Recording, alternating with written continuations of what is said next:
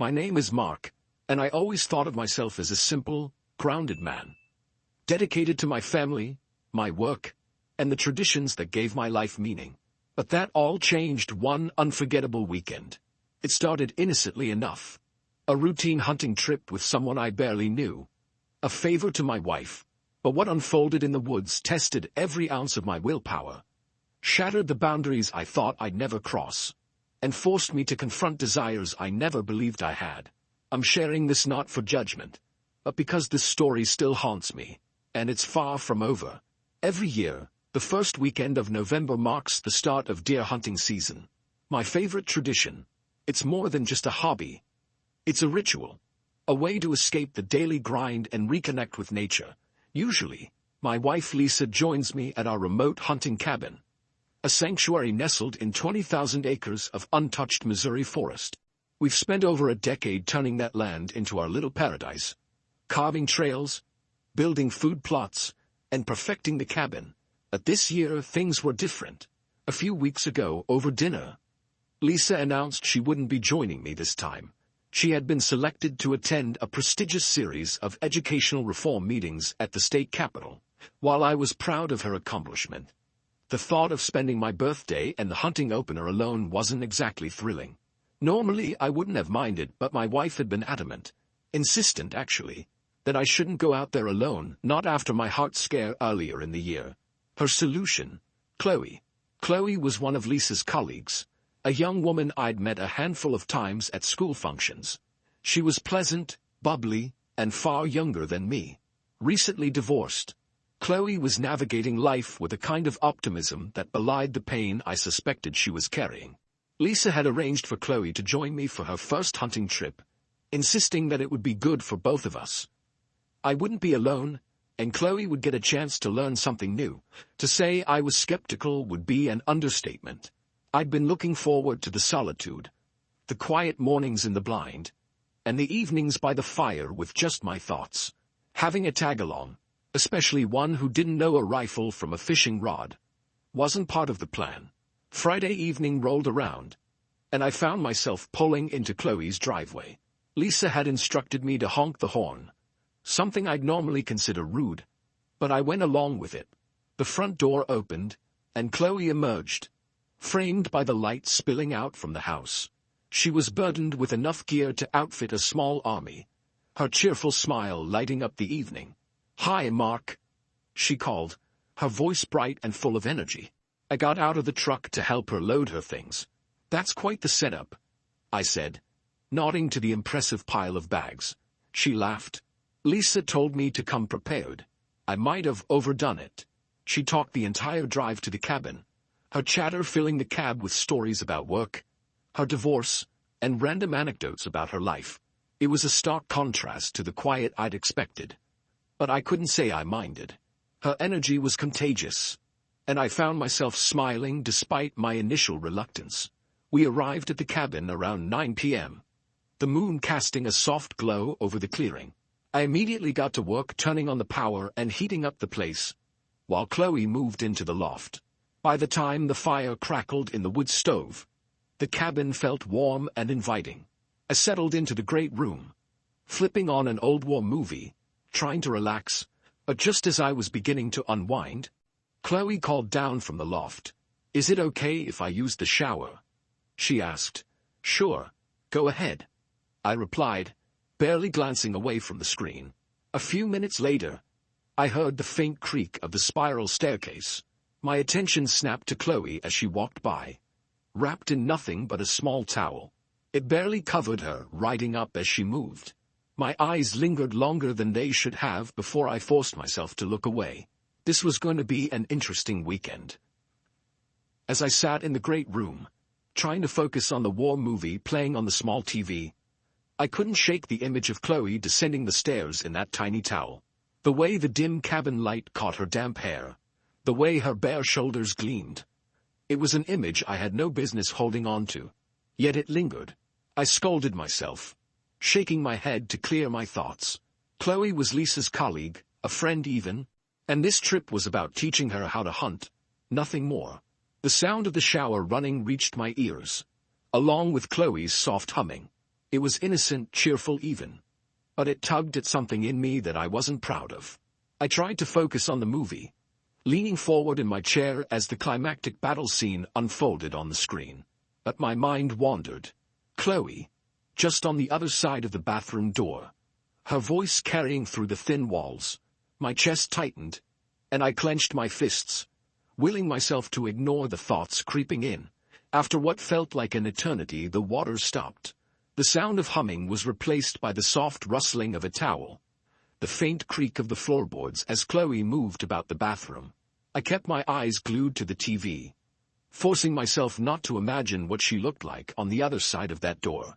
The movie ended, and I grabbed the remote, flipping through the channels in search of a distraction. When Chloe finally emerged, her damp hair wrapped in a second towel, she looked refreshed, her cheeks glowing from the heat of the shower. She smiled as she descended the staircase, now dressed in a pair of navy blue shorts and a cropped white top that left little to the imagination. The shirt rode up slightly as she moved, revealing a hint of her toned stomach. "You all set for tomorrow?" I asked, doing my best to sound casual. "Yep," she said cheerfully, holding up an empty jar of peanut butter. "Just need this for later." I raised an eyebrow, confused, but decided not to ask. She plopped down on the sofa next to me, setting the jar on the coffee table. The faint scent of her shampoo wafted over, a mix of something floral and sweet. I shifted uncomfortably, suddenly feeling the smallness of the space between us. "Thanks for letting me tag along this weekend," she said, turning to face me. Her eyes sparkled, genuine and warm. "Lisa really talked up this whole hunting experience, so I'm excited to see what it's all about." "Of course," I replied, forcing a smile. "It's a great spot, quiet, lots of wildlife. You'll enjoy it." She leaned back, tucking her legs under her, and the movement drew my eyes to the curve of her thighs. I quickly looked away, cursing myself silently.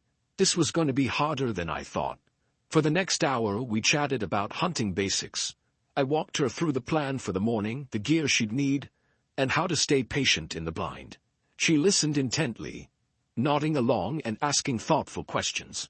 But every so often, her gaze would linger on me, her lips curling into a subtle smile that I couldn't quite decipher. It wasn't flirtatious, exactly, but it wasn't just friendly either. As the fire crackled in the wood stove, Chloe stretched, her arms reaching over her head.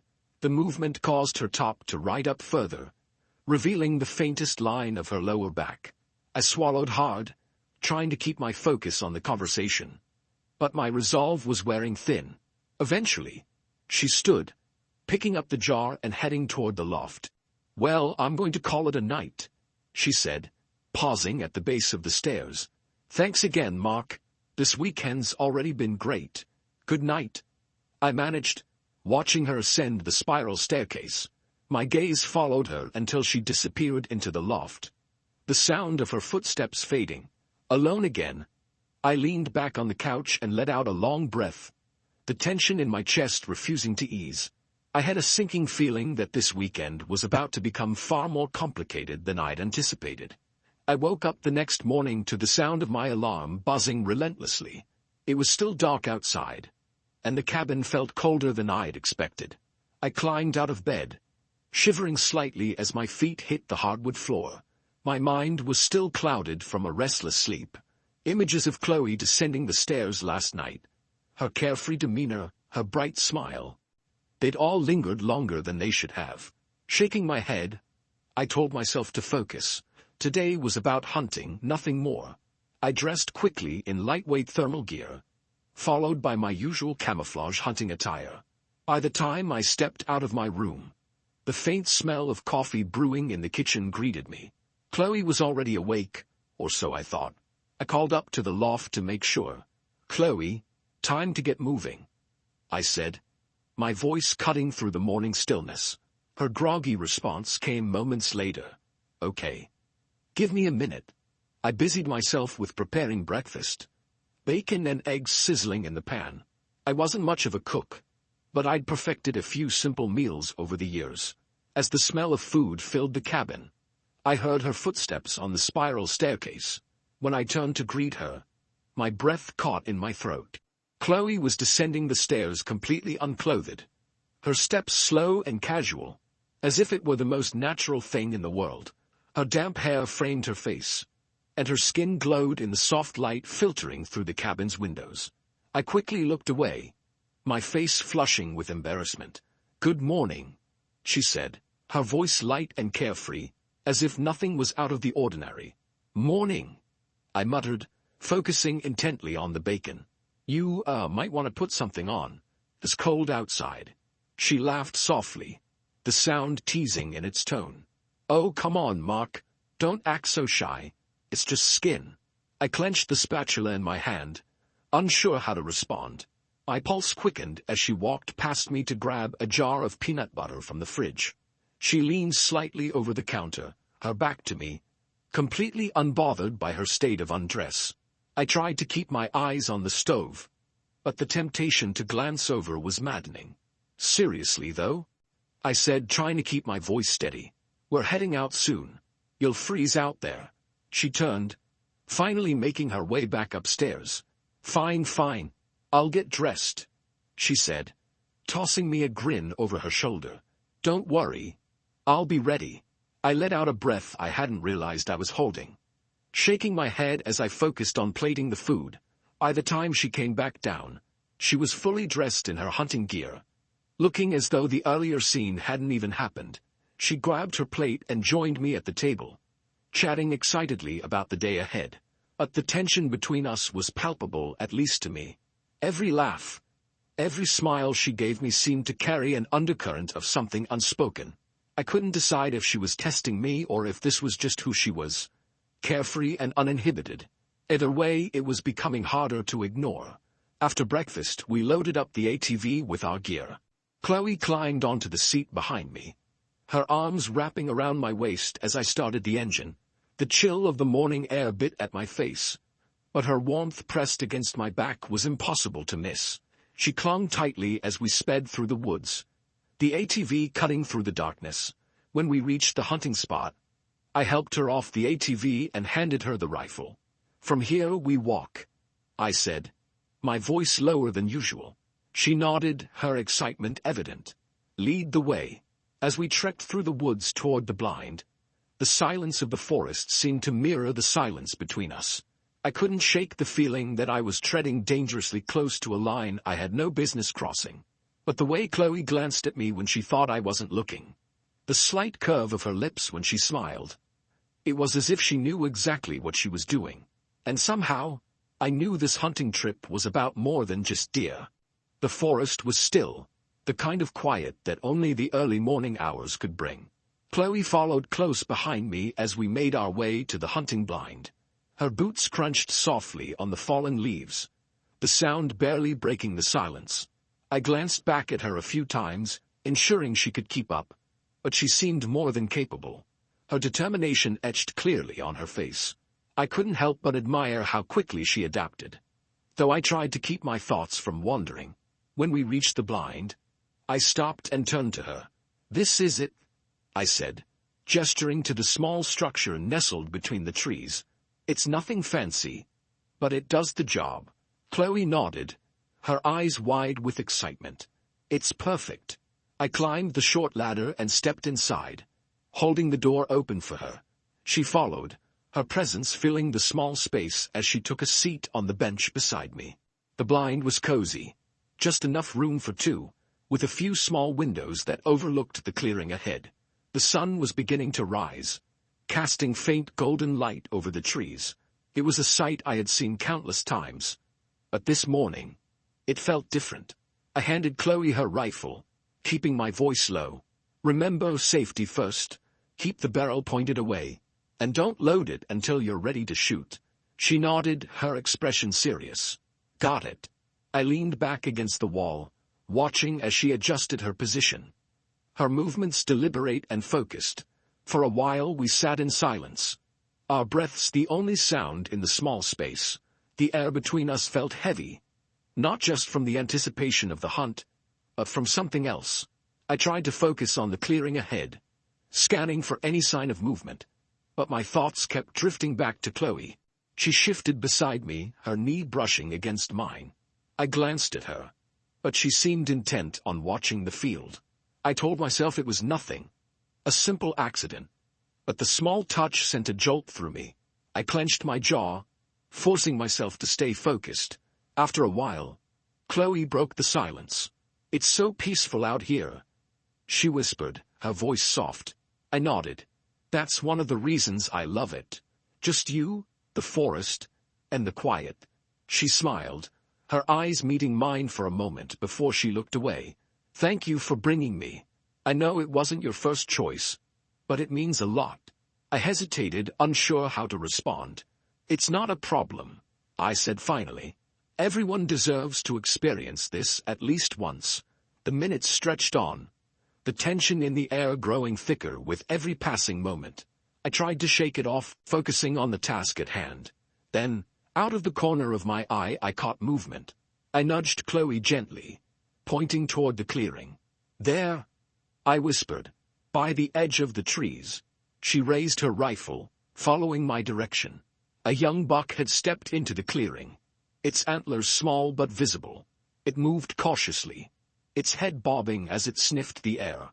"Wait for it to turn broadside," I instructed, my voice barely audible. "You want a clean shot, right behind the shoulder." She nodded, her hands steady as she lined up the shot. For a moment, everything seemed to hold still. The forest, the deer, even my breath. Then the rifle clicked. My stomach sank as I realized what had happened. "No round chambered?" I asked quietly. Chloe frowned, working the lever to load the gun. But it was too late. The buck had bolted, disappearing into the thicket. She let out a frustrated sigh, lowering the rifle. "I thought it was ready," she said, her voice tinged with disappointment. "It's okay," I said, trying to sound reassuring. "It happens. You'll get another chance." She leaned back, her head resting against the wall. "I feel so stupid."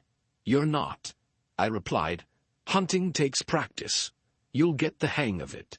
The mood in the blind shifted after that, the initial excitement giving way to a quiet frustration. Chloe pulled off her jacket, muttering something about it being too warm. I tried to focus on the clearing, but my thoughts kept circling back to her. The way she moved, the way she spoke. It was all becoming harder to ignore. And then, as she sat there beside me, peeling off her thermal layers one by one, I realized the morning wasn't just heating up outside. It was heating up in here too. And I wasn't sure how much longer I could keep my focus. The air inside the blind was warm, almost stifling, as the morning sun climbed higher. Chloe had shed her jacket and was now sitting beside me in just her undershirt and camouflage pants. I tried to focus on the clearing, scanning the tree line for any sign of movement. But the tension in the small space was becoming impossible to ignore. My heart pounded in my chest, though I couldn't say if it was from the anticipation of spotting a deer or the way Chloe shifted beside me, her movements drawing my attention. "Do you always sit out here for hours like this?" she asked, breaking the silence. "Pretty much," I replied, keeping my eyes forward. "Patience is a big part of hunting." She sighed, leaning back against the wall. "I guess I'm not very patient." I chuckled softly. "It's something you learn over time. Being out here teaches you how to slow down, how to be still." She glanced at me, a faint smile on her lips. "You seem good at that." "Being still, is calming." I didn't know how to respond to that, so I nodded, trying to dismiss the strange warmth her words stirred in me. She shifted again, this time pulling off her thermal top, leaving her in a snug-fitting tank that clung to her in a way I couldn't ignore. My throat felt dry, and I told myself to look away, but it was like trying to ignore the sun. "Much better," she said, exhaling as she leaned forward to stretch. "It's so stuffy in here." "Yeah, well, it'll cool down when the sun dips," I muttered, struggling to keep my focus on anything but her. The silence stretched, the air growing heavier with each passing second. Chloe seemed oblivious, or maybe not. She leaned back, letting her head rest against the wall as she closed her eyes. The curve of her neck, the way her chest rose and fell with each breath. It was maddening. I clenched my jaw, gripping my rifle tighter, as if that could steady me. "Do you ever get lonely out here?" she asked suddenly, her voice soft. I blinked, caught off guard. "Sometimes," I admitted. "But it's part of the experience. Being alone helps clear your head." She opened her eyes and turned to me, her gaze steady. "I think I'd go crazy being alone like this. It's not for everyone," I said with a shrug. She was quiet for a moment, her eyes lingering on me in a way that made my pulse quicken. Then she smiled, a mischievous glint in her eyes. "Well, at least you've got me for company this time." I let out a nervous laugh, unsure of where this was going. "Yeah, I guess I do." Her smile widened, and she leaned in slightly, her voice dropping to a near whisper. "You don't mind, do you?" My throat tightened, and I shook my head. "No, of course not." The space between us felt smaller than ever, the tension almost unbearable. She reached out, her fingers brushing against my arm. It was a light touch, but it sent a jolt through me. I turned to her, ready to say something, anything to break the moment, but the words caught in my throat. "Thanks for bringing me out here," she said, her voice soft. "I know it's not the same without your wife, but I'm glad to be here with you." I swallowed hard, nodding. "It's no problem. I'm glad you're here too." The words felt heavier than they should have, laden with meaning I couldn't quite unpack. Chloe smiled again, her gaze lingering on mine before she turned back to the clearing. I tried to follow her lead, forcing my attention outward. But the line between us had already begun to blur. The boundary that I'd sworn to maintain was slipping, and I wasn't sure I had the strength to stop it.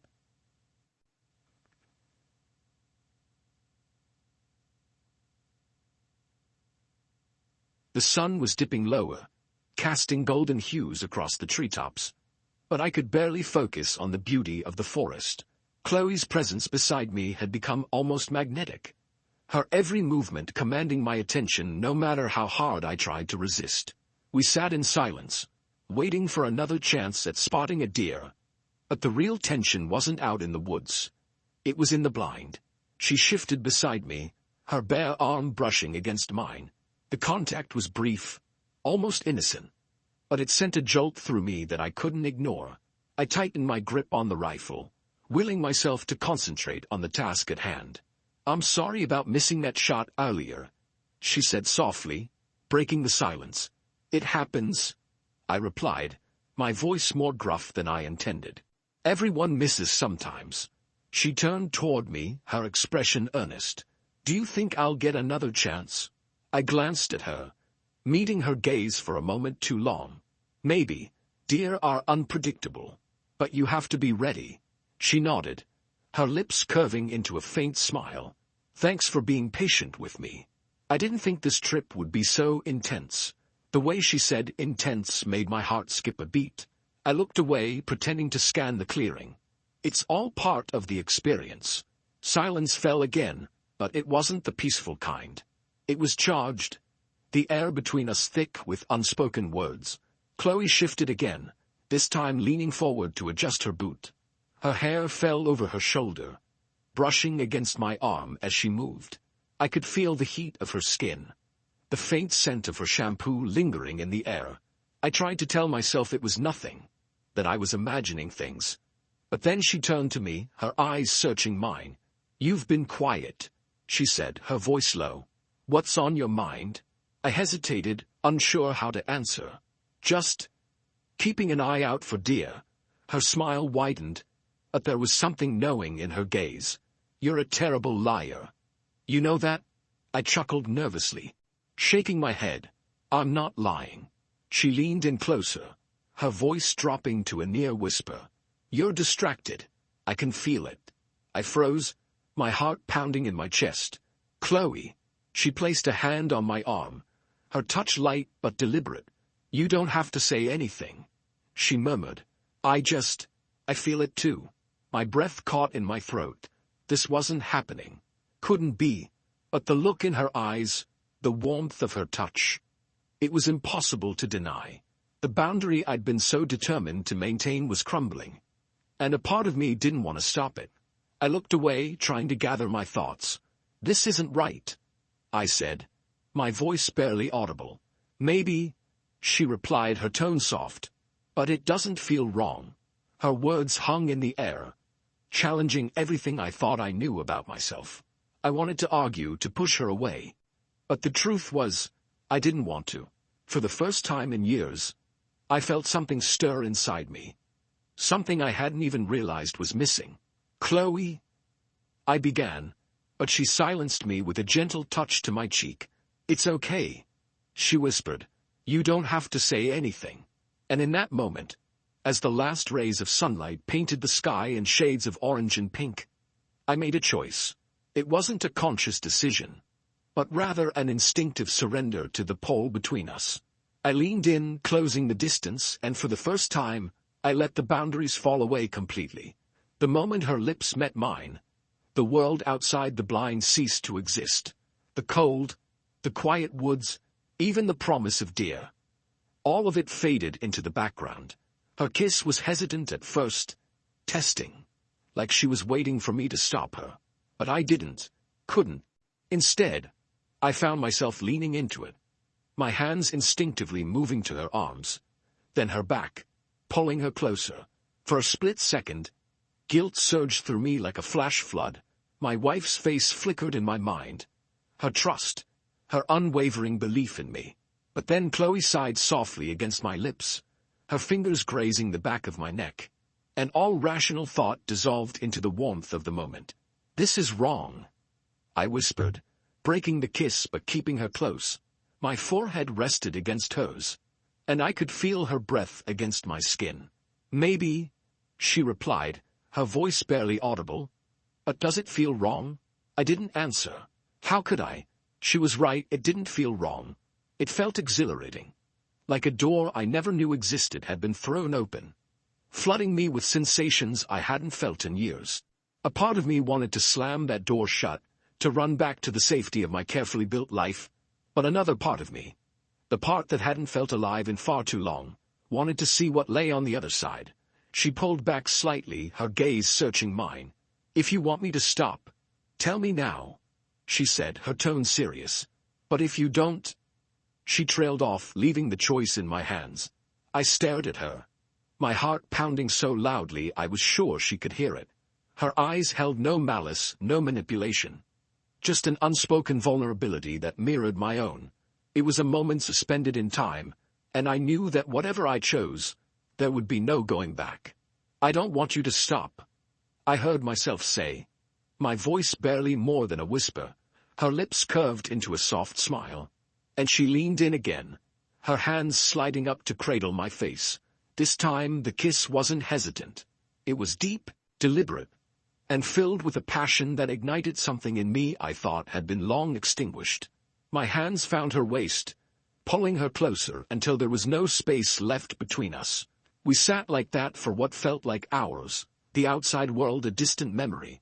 Every touch, every whispered word, every stolen glance felt electric, charged with the knowledge that we were crossing a line that could never be uncrossed.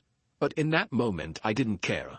For the first time in years I felt seen, wanted, alive. Eventually, the cold began to seep into the blind, and she shivered against me. I pulled away reluctantly, my hands still resting on her hips. "We should head back," I said, my voice rough with emotion. She nodded, but she didn't move right away. Instead, she rested her head against my shoulder, her arms wrapping around me in a way that felt both comforting and possessive. "I don't want this to end," she murmured. "It doesn't have to," I replied, the words slipping out before I could stop them. The weight of their meaning settled over me, but I didn't regret them. Not yet.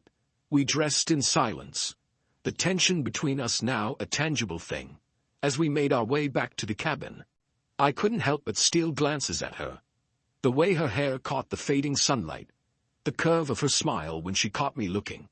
The guilt was there, lurking in the back of my mind, but it wasn't enough to overshadow the warmth that had taken root in my chest. Back at the cabin, as the fire crackled and the shadows danced on the walls, she sat across from me, her gaze steady and unreadable. "This changes everything," doesn't it?" she asked softly. I nodded, unable to look away. Yes, it does. The silence that followed was heavy, filled with unspoken fears and unacknowledged truths. But there was also something else, something unspoken but undeniable. A connection, a spark, a beginning. And in that moment, I knew there was no turning back. The cabin was silent, save for the occasional crackle of the fire. Chloe sat across from me, her hands cupped around a mug of tea, her eyes focused on the flames. I could see the tension in her shoulders. The way she kept stealing glances at me when she thought I wasn't looking. The weight of what we had done lingered between us, thick and suffocating. I couldn't stop replaying the events of the morning. The heat of her touch, the way her lips had lingered on mine, the sheer electricity of it all.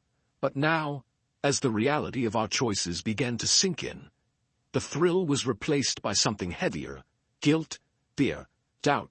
"We need to talk," I finally said, breaking the silence. She looked up at me, her expression unreadable.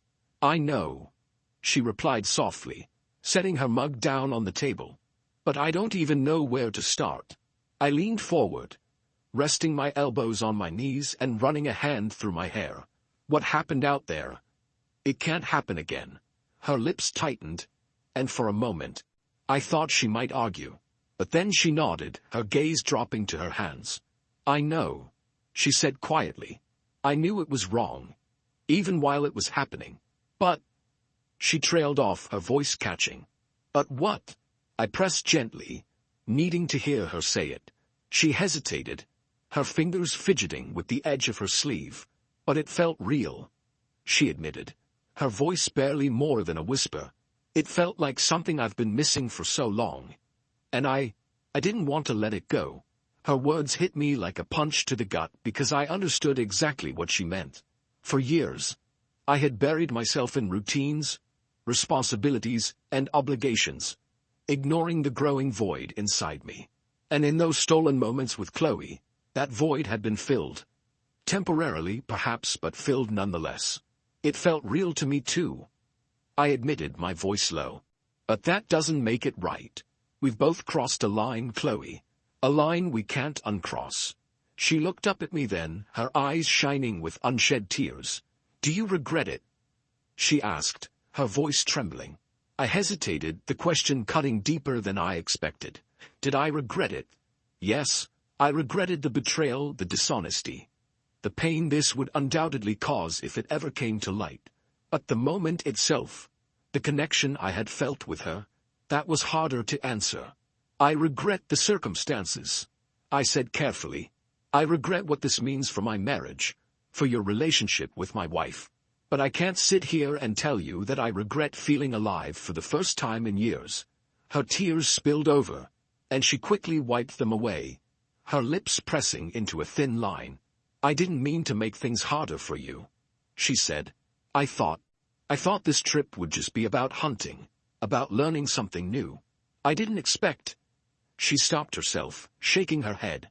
"Neither did I," I said, my voice heavy. "But now we're here, and we have to figure out how to move forward.